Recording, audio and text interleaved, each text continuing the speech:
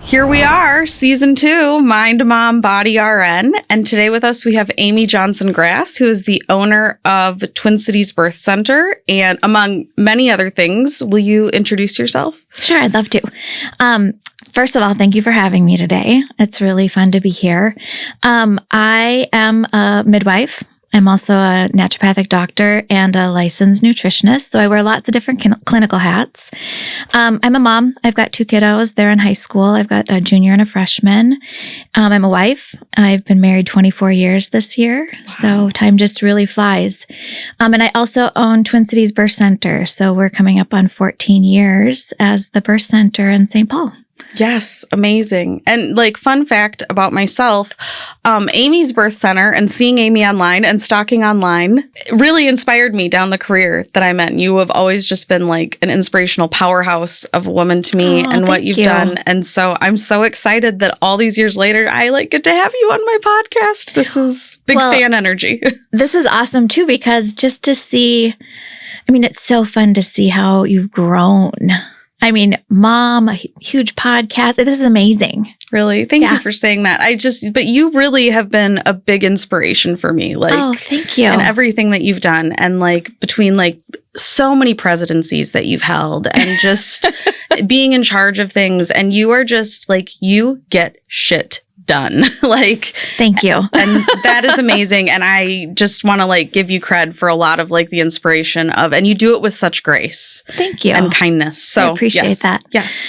Yeah. Well, working in this field, it's all about education, right? And so it's educating the population and families that they have a choice. It's educating hospitals that there is this other form of maternity care that's available. It's educating legislators and politicians so we can get good work done and families covered and healthcare covered. There's just so many areas of education that need to happen, and it's not a one and done.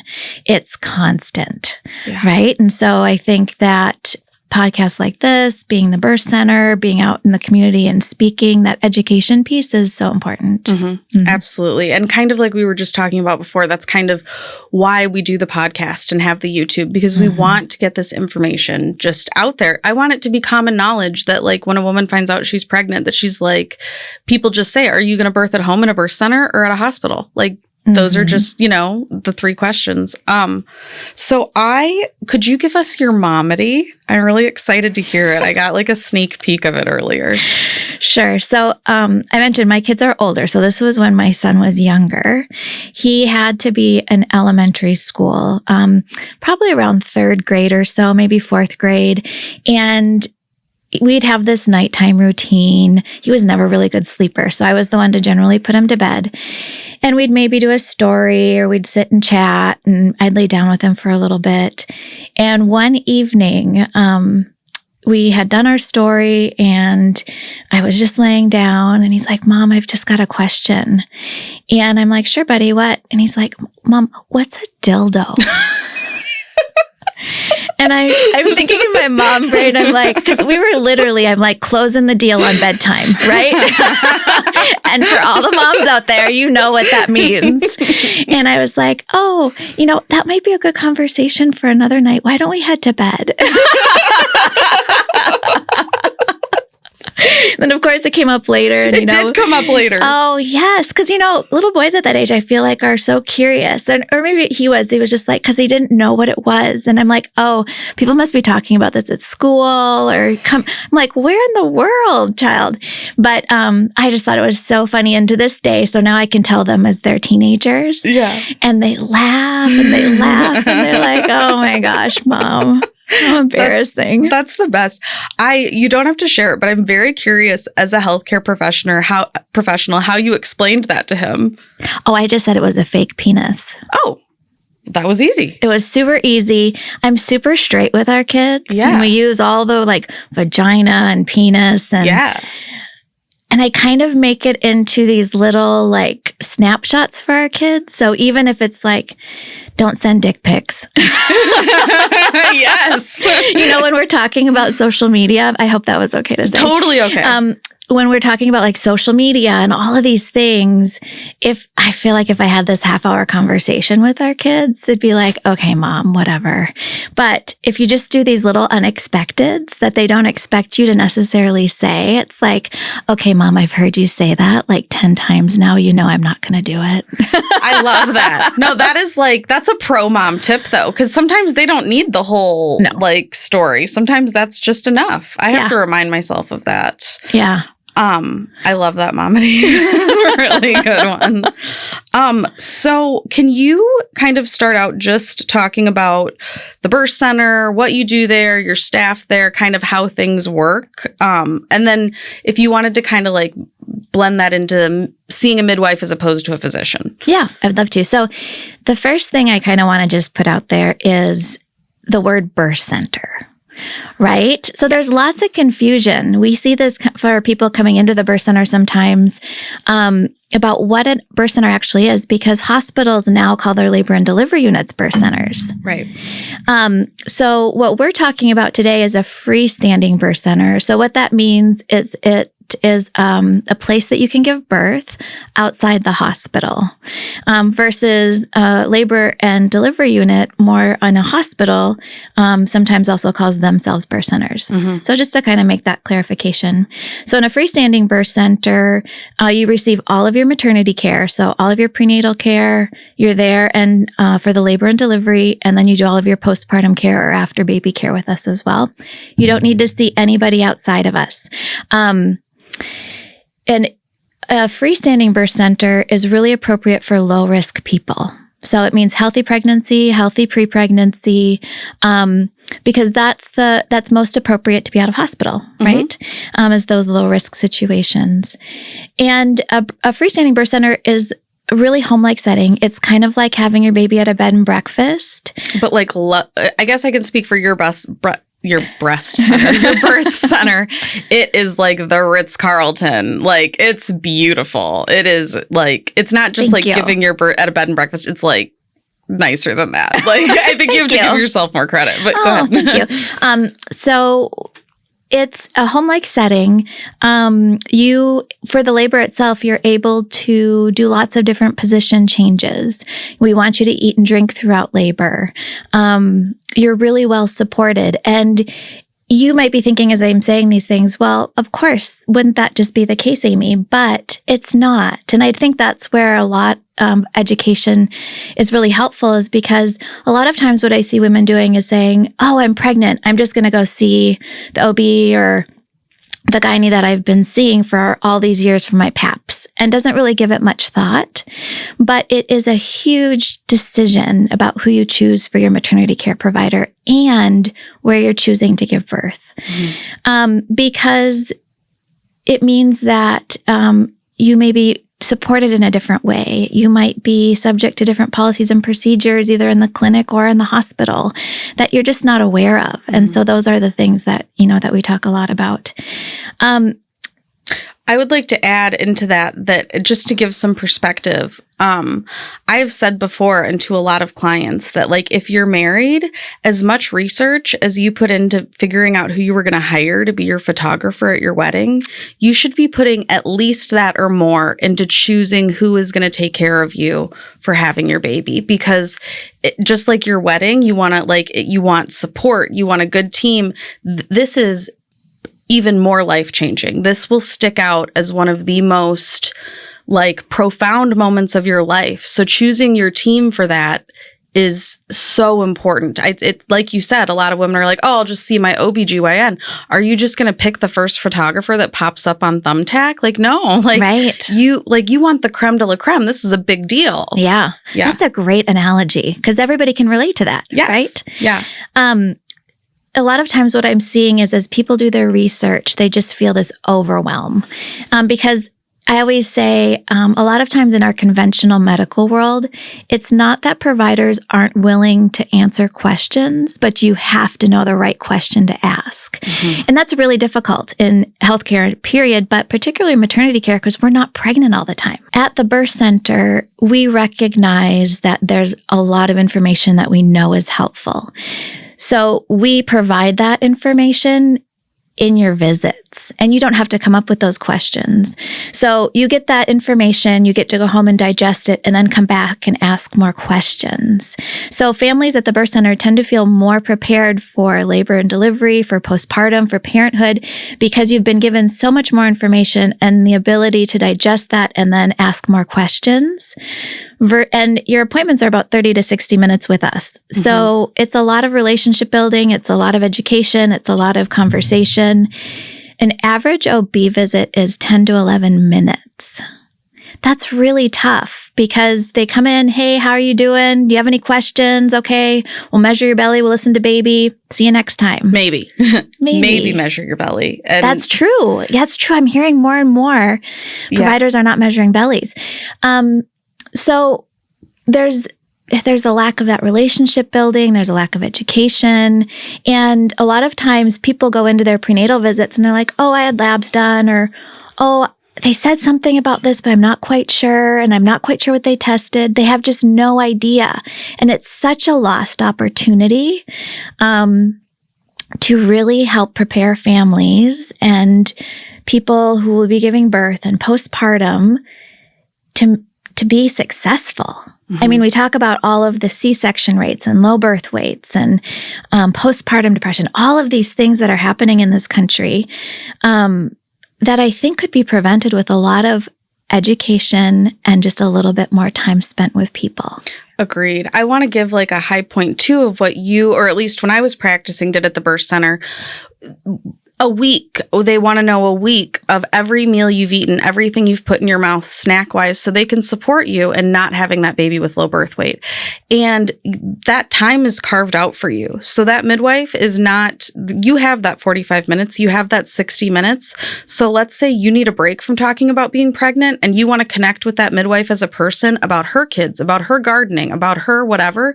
That time is yours. Yep. So that is yours to bond with like your birth. That is your time for the mother to be mothered.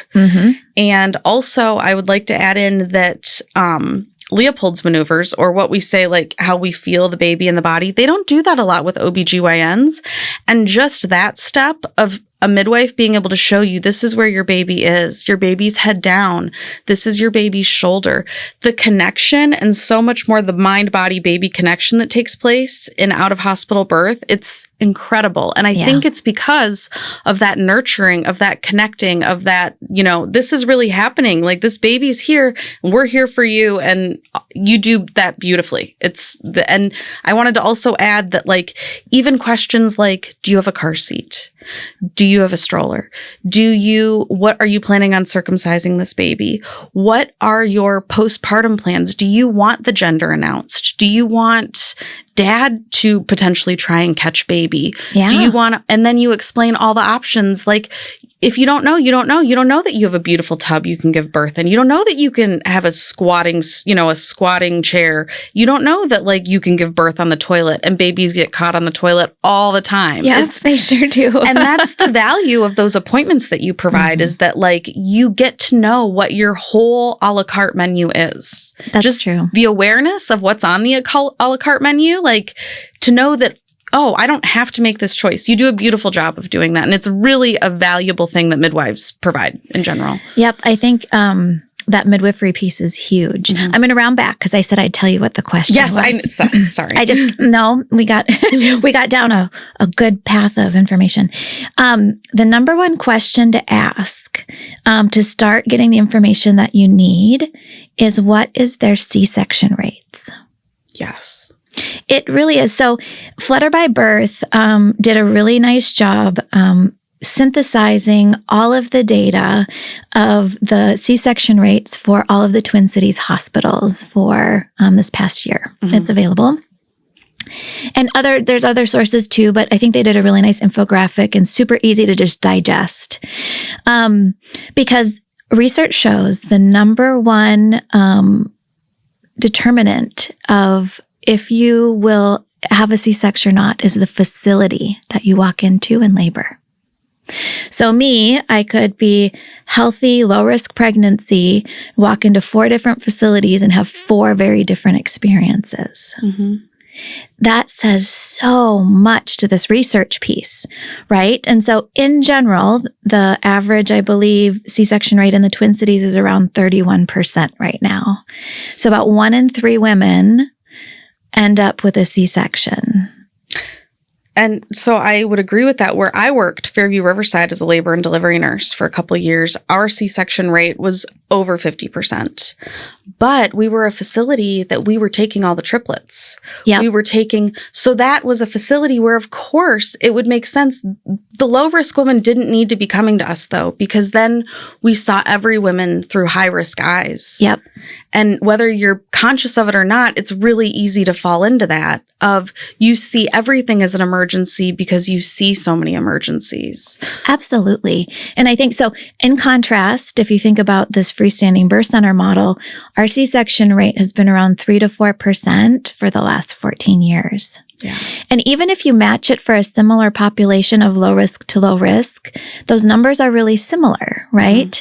Mm-hmm. So it's really interesting. That facility piece is key. So that's the number one question to start off with, right? Is what is your C-section rate? And then, think about other questions from there. And then to notice if you're asking an OBGYN what their C-section rate is, look for the defensiveness. Yeah. That information should be readily available. Everybody does their stats. Yes. And it's just information, mm-hmm. right? And so I think anytime if you're getting pushback, so if you are going into a provider of any sort, but particularly for maternity care, and you're asking questions and you're getting a lot of pushback, that is a huge red flag to say, hey, maybe this isn't the provider for me. Mm-hmm. Maybe we should be thinking about looking at for a different provider. Absolutely. And it's a little late to do that when you're in labor, like in the hospital. You've got to start building those relationships like early. It's not a push off thing. Right. Yeah. Because I've also seen women that are like, I'm just going to see my OB for now. And then when I have more time, I'm going to figure out what I'm doing. And then time and here we are in a hospital with a C-section. Yeah. Yep. Yeah. So that was like that is a really good question. So what would you say, or in your experience, I really want to talk about the correlation between out of hospital birth or freestanding birth center birth, and postpartum depression, postpartum complications. Yeah. So I think in general, what I've seen over the years is such an increase in postpartum depression, postpartum anxiety, and just postpartum mood issues in general. Yeah. Generally, we think about postpartum, because that's a lot of times what we call it, as just sadness or extreme baby blues. Mm-hmm. But really, it's any big emotion that you're having: angry, anxious, sad, scared. Yeah. Yes, the anxiety that people are experiencing is astounding, and it's so sad to me. So there's lots of things that I think play into it. I mean, of course, there's the hormonal piece. Of course, there's this big life change that you're going through. But I think there's lots of things leading up to that postpartum period that can be put into place as a foundation to really help in preventing maybe postpartum depression. Not to say that all mood things that come up postpartum can be prevented, because that's far from the truth. However, I think providers really need to be doing a good job about talking to their patients, mm-hmm. right? Each trimester, postpartum, but really I ask that at every visit, because things change. And sometimes people walk in and you can see that they're struggling that day, but has it only been that day, or has it been like weeks since we've seen them? And a lot of times if a provider doesn't ask, people aren't always comfortable bringing that up.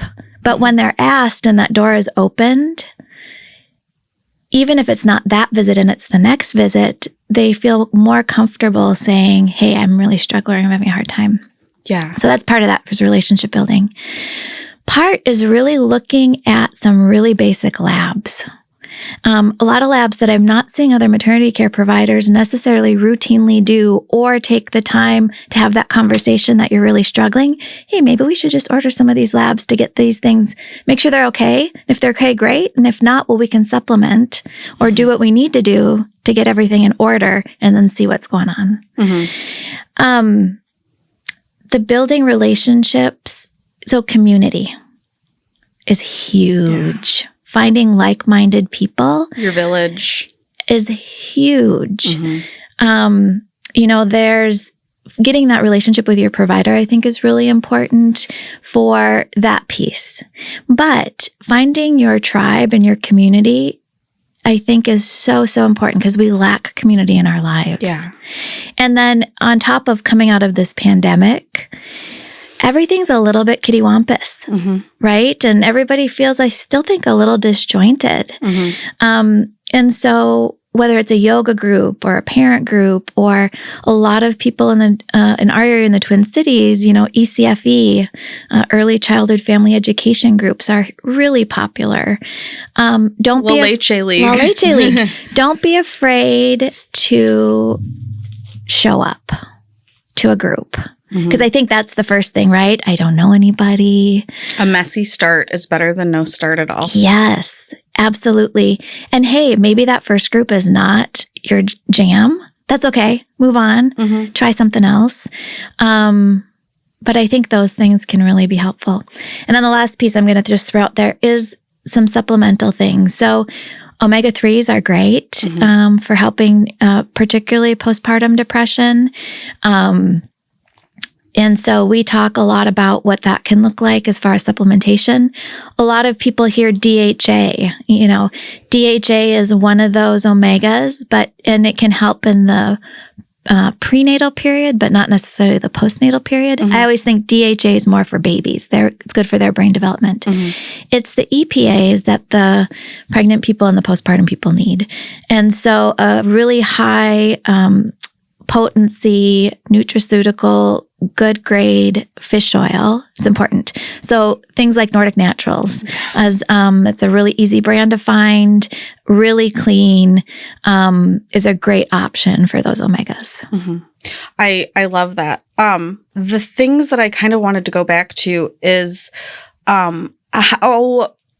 how fierce you are about protecting that first golden hour and getting that skin to skin. Yeah. And us knowing that if that golden hour is protected, our risk of postpartum depression is decreased by 50%. It's huge. So we jumped into what a golden hour. So a golden hour is after you've delivered baby. There's not a separation between baby and parent. Whenever possible. Whenever possible. So when babies are born, they can be brought up right onto that parent's chest, and that's where they can stay. All assessment can be done there, and if they're doing fine and they're thriving, that's fantastic. That's where they can stay. And for that first hour, that's skin to skin and is great. And if you're a person who needed a C-section and can't do maybe that immediate skin to skin with baby, dad or partner can have that skin to skin time. Again, these are all things that to talk about prenatally. So you know your options. But, either parent having that skin to skin time is huge. And it helps regulate babies' breaths, their heart rate, their temperature, it's bonding, all the good smells. I mean, I can just go on and on and on, right? It's like crack. Breastfeeding. Yeah. It's parent crack. It is. Yeah. So I think it's super important. It gets back to that education piece. Right. And a little bit to know what to expect. Because the other piece is fear. Right. You mentioned it right there. And fear happens when you don't know what to expect or what's going to happen. And I think in our modern lives, we have so much control. We have our calendars, we have our smartphones, we have everything planned. We can make our decisions, we can move forward, especially as women and pregnant people. I feel like we have so much control. Having a baby, you have all the education that you can do, but in the end, there's no control. You don't know when it's going to happen. You don't know what it's going to look like. You don't know necessarily how it's going to feel.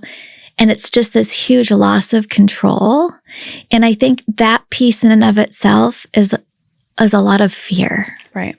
Added to our media. Right. So I saw, my husband sent me this little clip about childbirth just the other day. And it was on the news, they were talking about fear of childbirth, and fear is control, right? So, and when we think about our medical system, there's a lot of fear, and there's a lot of, if you don't do this, your baby's going to die. You could die. Yes. It could be really bad. Yeah. That's a huge fear. So there's that piece. And then there's also the media piece wherein I always laugh because a lot of first-time parents come in and we talk and they say, oh, we live 20 minutes from the birth center. Is that too far? And I'm like, no. And we talk through what labor and birth and all that actually looks like. Because in the movies, what we're seeing is a person's water breaks and it's dramatic and it's like, oh my gosh, got to rush to the hospital, and there's screaming and there's yelling, and they get to the hospital, and then all of a sudden we see them lying on their back on this bed, they push 3 times and out comes a 3-month-old. Yeah. That's clean. That's clean, and they're crying and all of this stuff, but that is so far from reality. But that's what people learn what labor and birth actually look like. And so it's no wonder in our society that people just don't know, right? And all this education needs to happen. Or they show up for labor and they're like, hey, this is not what I expected. I didn't think I'd be in labor 12 hours or 18 hours. Yeah. What's wrong? And you mean I have to push for 3 hours? I don't want to do that. That's not what I saw in that movie that I've been watching for the last 20 years. It just ingrains and it gives us these misconceptions and misperceptions of reality. Right. And because in all reality, like, we push for 3 hours and newborns come out looking like blue little raisins. Yes. And it's okay. Nothing's wrong. Yeah. Because dads are always like, that is not what I thought a newborn baby looked like. Right? Yes. Yeah. We even talk about that prenatally, that when babies are born, they're blue. And sometimes they cry and sometimes they don't, especially with water births, right? Babies come out of the water and they're quite quiet and they look blue. And we talk about that's normal. And we try and always be talking about that even as babies are born. Baby looks good. We have a good heartbeat. So everybody in the room knows, okay, we're doing okay.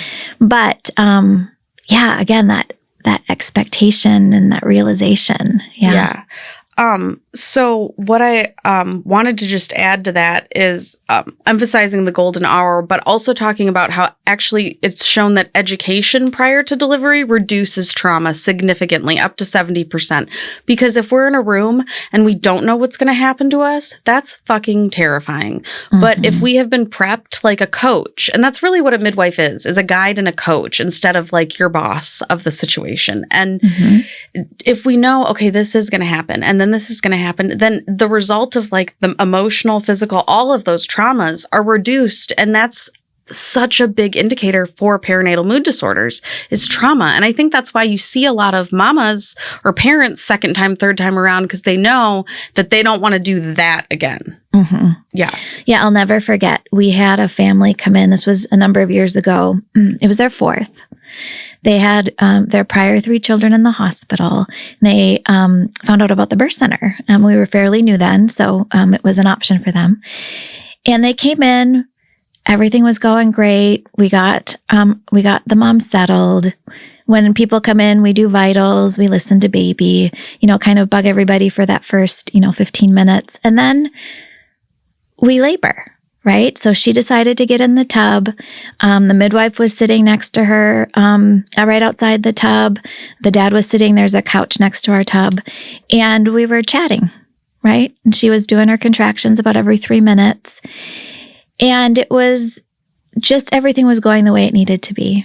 And the dad looked at me and he's like, shouldn't we be doing something? Shouldn't we be doing something more? And I said, we're doing exactly what we need to be doing.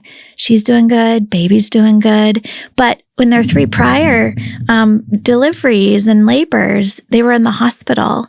And in the hospital, generally speaking, there's always somebody in the room doing something or needing to do something or busying themselves with something. And that just doesn't need to be that way.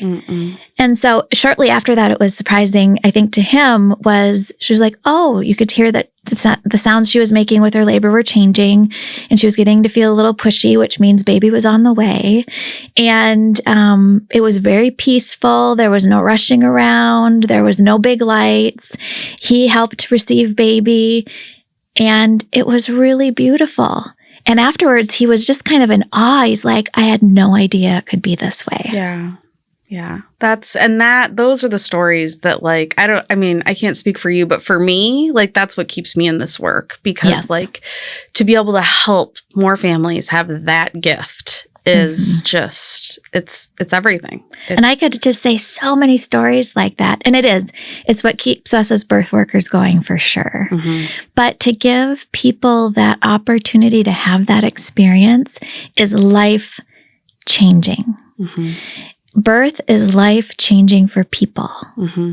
And I don't think it's not taught that way. And it's not that, I'll even say spiritual experience. It's not talked about that way in our society, right? And so it's almost like just another thing to do, I feel like sometimes, or just another, oh, I got my pap. Oh, I'm having a baby. Oh, I've got my, Yes, just another checklist. Yeah. And that's so far from the truth, because how people and women present themselves to the world can change so much after a birth. Because how that person or how that woman feels about herself is translated then how she is as a mother, how she is as a wife, how she is as a friend, how she presents herself to the world. And I will say, my soapbox, I feel like the last several years has been, in general, women are a less than in the world. Oh my gosh. And in maternity, yes. Sorry, just to give like context to that, when we say less than, out of all of the healthcare dollars, research dollars that are spent in the United States, 2% is spent on women. We're half the population. We're half of everybody out there. 2% is spent on women. Just to give context to like what you were saying. We are. It's no different in maternity care. This is an opportunity for such change in a person's life in a positive way. So that's why at the Birth Center, we talk about diet, nutrition. We talk about getting ready to be a parent, about family, about supplementation. I mean, all the things, because this is a time in a person's life when you can help make positive change. But in our healthcare world, and when we think about maternity care, when people have 10-minute visits, when they're not educated, healthcare dollars are not spent on maternity care. We hear that, maternity care is so expensive, yada, yada, yada, all these things. Did you know, and most people don't, but most people don't know, the U.S. has the worst outcomes in all of the developed countries, but we spend the most healthcare dollars on maternity care. It's like paying for poison. It's like we're spending more money for poorer outcomes, which is just ludicrous. It's ludicrous. And, you alluded to the fact I am on a lot of, I do a lot of national and local work on maternity care. And I sit in lots of meetings, and I'm up at the Capitol and all these things. And I constantly hear people saying, it basically equates to, what else can we do to women to improve these outcomes? And I sit in these meetings and I'm like, gosh, we don't need virtual reality glasses. We don't need we don't need one more procedure. Nothing needs to be done. You know what needs to be done? More time, more education, and actually listen. Right? 100%. How many people... that gives me goosebumps, yeah. How many women out there have gone to a provider and don't even feel listened to and walk out with the same problem week, months, years later because they're not being listened to? Come see us. Yeah.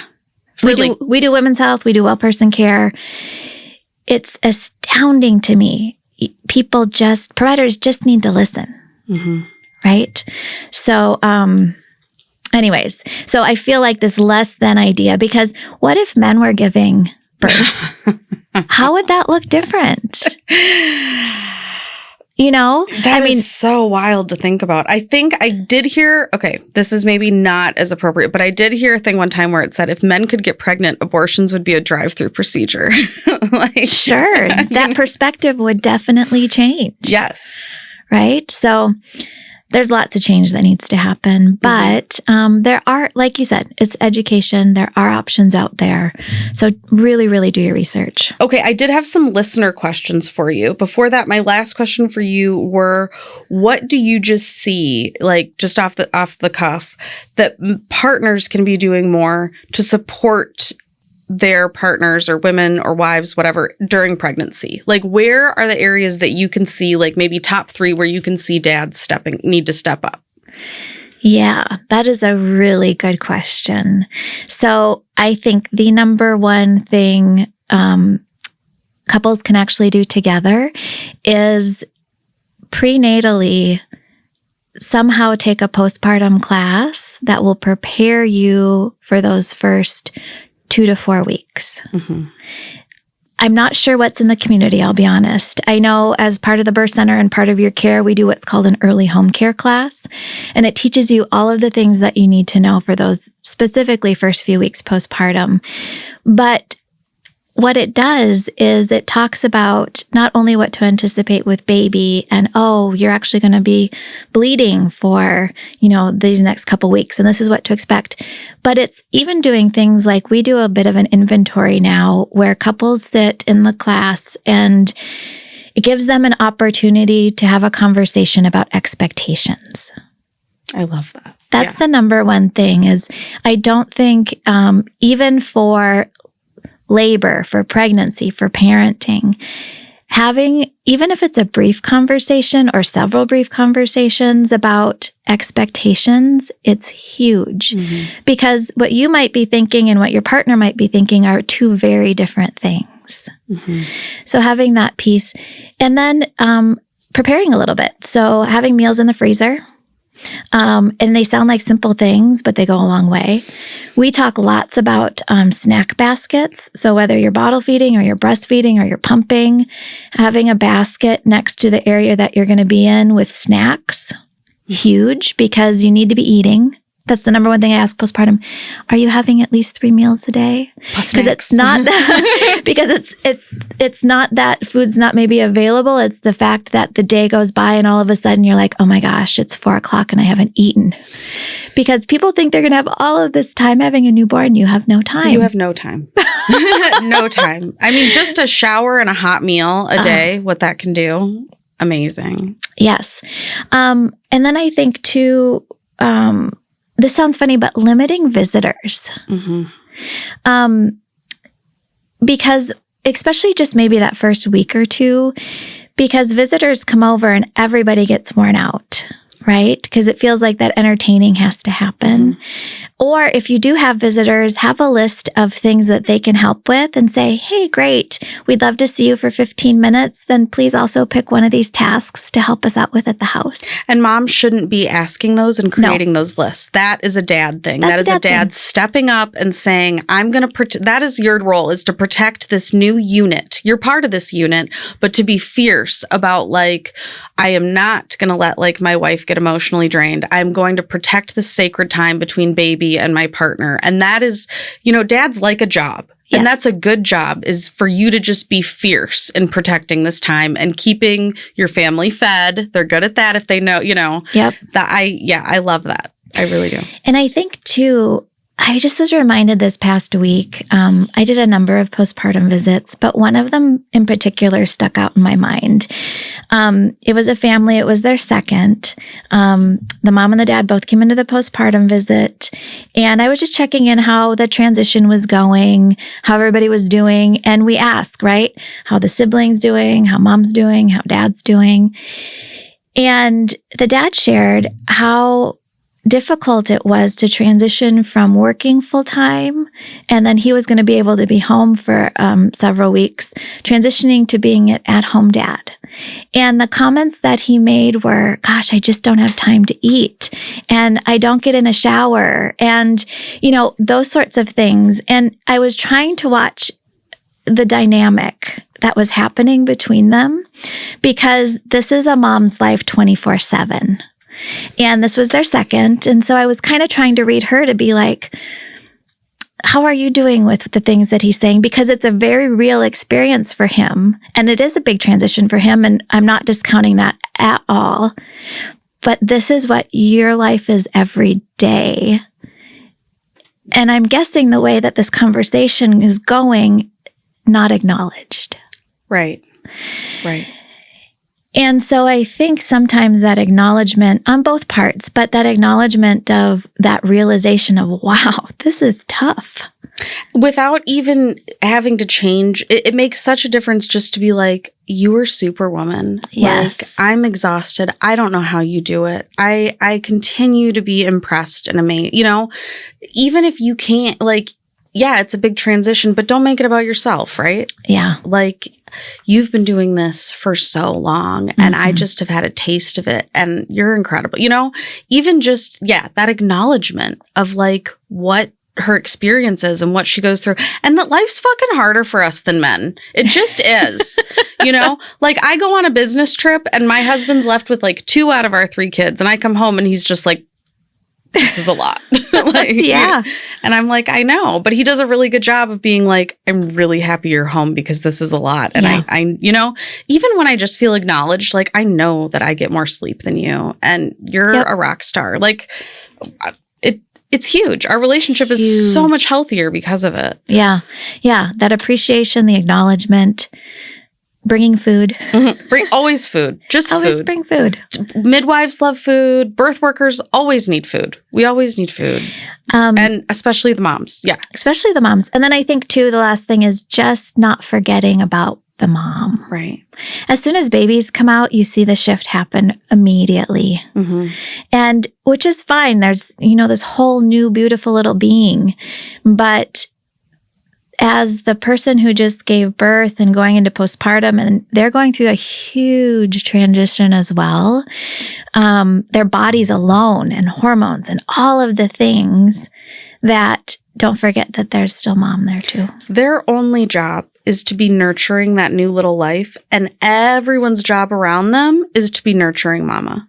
Because baby's getting what they need. As long as mama's being nurtured, or parents being nurtured appropriately, baby's going to get what they need. We need to be focusing on nurturing that mother, you know? And I'm so glad we had this conversation. I do have 3 listener questions for you that they submitted. I did have some more, but I kind of, you know, what questions to ask myself when this is from Gretchen in Arizona. What questions should I ask myself when deciding between a midwife and an OB?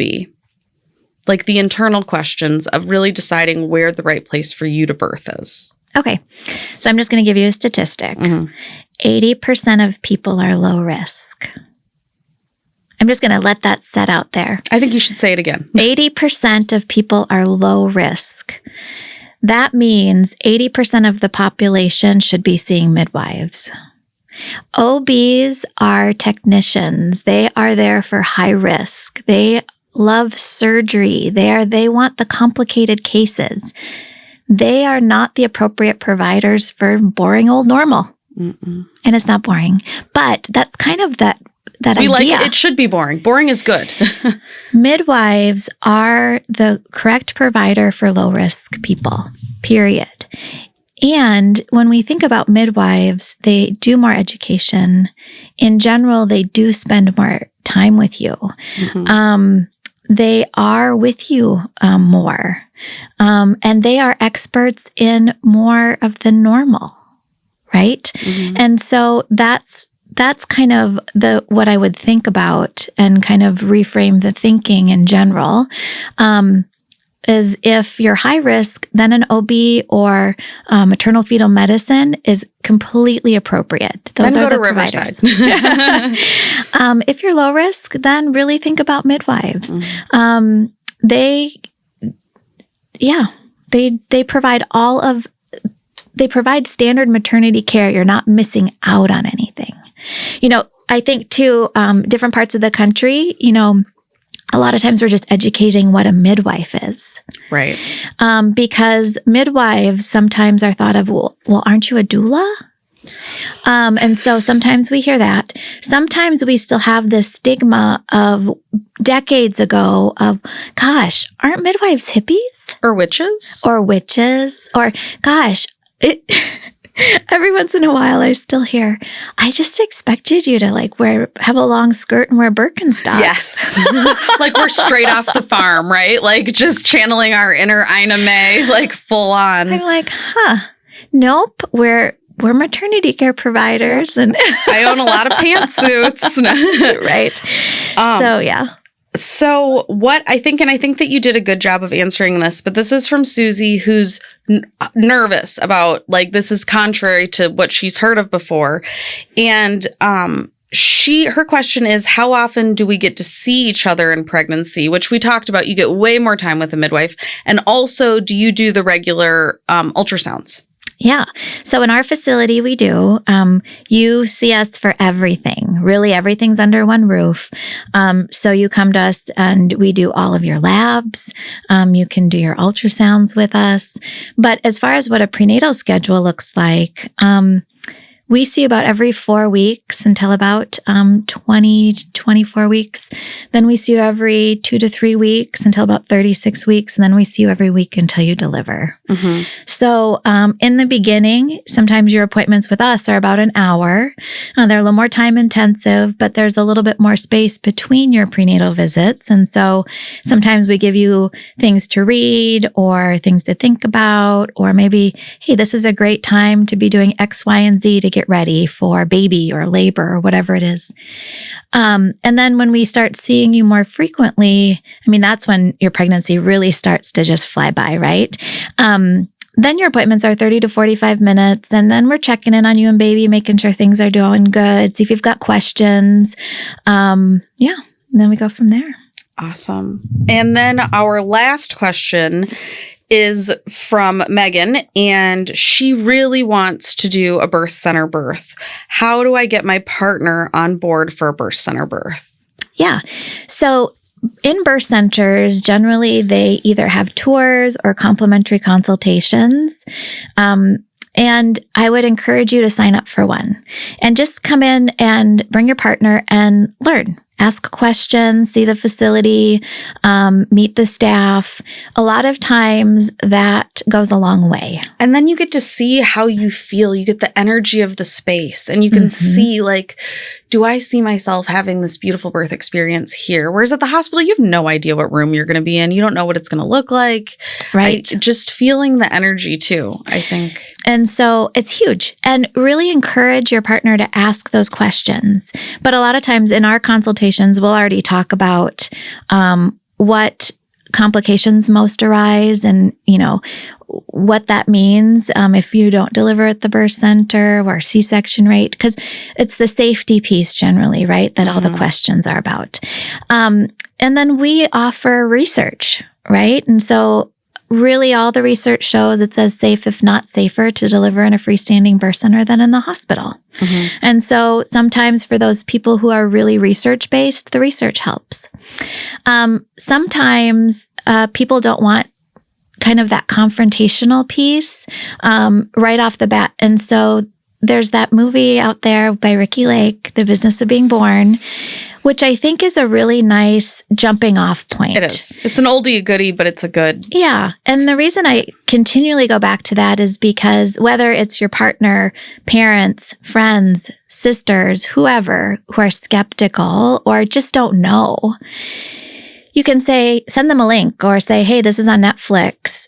Give it a watch, because then they can do it on their own time and by themselves. And there's no confrontation, right? Yeah. And then you can always check back in with them or then have that conversation after. And then I think that can go quite well or better. And I think as a pregnant person, advocating for yourself, like a lot of people just like to spew opinions without having information, right? Yep. But then they don't want to go on to do the research. So it's a really good conversation stopper. I did this with my mother-in-law, Gail. Don't be mad for telling this.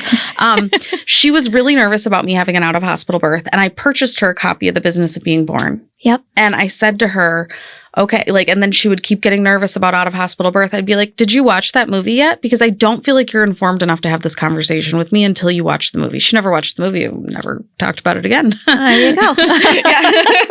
So I think that, I think that's all my questions for you. Can you talk a little bit more about Twin Cities Birth Center, where you guys are at, and how people can find you? Yeah. So we are located on Grand Avenue in St. Paul. And we have a website. We're on social. We're on Facebook and Instagram. I always say check out those social posts because it gives you an idea of the feel of our birth center. Mm-hmm. And it gives you an idea a little bit too about what having a birth outside the hospital can look like. Mm-hmm. And you can always reach us. Our phone number is 651-895-2520.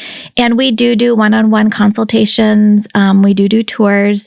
So if you're curious, if you want to know more, if you're thinking, hey, I wonder if that's a good fit for me, I always schedule a time to come in, right? Learn more. A big thing people are curious about, they take insurance. Oh, yes. So she says that they do women's health. They will put your IUD in. They will do all the things. They take insurance. So that shouldn't be, So, okay, let me just say that because this is the number one question we get is about cost, because health insurance is a whole nother thing, mm-hmm. right? It's a whole beast of its own, and people just don't really have a good understanding. Rightly so. Mm-hmm. It's a complicated system. We do have a biller on staff. She is fantastic, and she really works with all of our families. So when you start care with us, she does a benefits check, and then she'll meet with you to go over specifically what your maternity care benefits are. But she goes as far as to say, make sure that your breast pump's covered. See if you have a car seat. Look and see if lactation's covered. Because maternity care has a higher price tag, right? And so it's really nice to know what that patient responsibility will be. And so you can plan for it. Mm-hmm. And then throughout your pregnancy, she'll check in with you and do even little reminders. So even in your third trimester, she'll reach out and say, hey, just want to remind you, this is a good time to be thinking about how you're going to add baby, whose baby's insurance, what paperwork that you need. Hey, did you notify work about X, Y, and Z? Mm-hmm. Because a lot of times people don't know. Right. How to do all of those processes. So she takes the guesswork out and just lets you know. Delivering in a freestanding birth center is 30 to 40% less than delivering in the hospital. The reason I say that is because people come to the birth center and they're like, oh my gosh, there's no way I can afford this. Because it does look like the Ritz-Carlton. And because people just expect it to cost more. But because there's lower interventions, because you have a shorter length of stay, because we don't have the C-sections, we don't have, all of those things, that bill is less. We did start something called co-care. So I'm a naturopathic doctor, and we have a staff of midwives or nurse midwives that work at the birth center. So what we've started this past year in 2023 is co-care visits, which means you come in for a well person, well woman, general care visit, and you're seen by both me as a naturopathic doctor and a nurse midwife. We both do your visits. Yes. So you get the perspective of all the conventional and all of the complementary and alternative in one visit.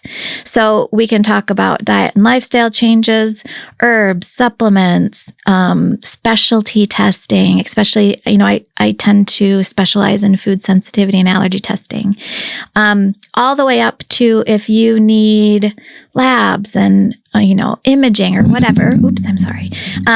That we can do both of those in that visit, and it's covered by insurance. That I think it's how healthcare should Can be you book across me now? the board. Yeah, it is. It is. It's fantastic to have two providers, two perspectives, and really attack, some of these healthcare concerns and get good outcomes. And that's probably really good for preconception too, readying your body. Absolutely. We do so much preconception and fertility care. Awesome. And it's such a different perspective. We're just not looking at just your hormones. And we do talk about partner health because it's 50-50. And so if your provider, if you're having issues with fertility and they've not looked at your partner, that's a huge red flag. Probably you just need to get in to see Dr. Amy. Thank you. Yes. It was amazing having you on here. Thank you so much. Thanks for having me. I really appreciate it.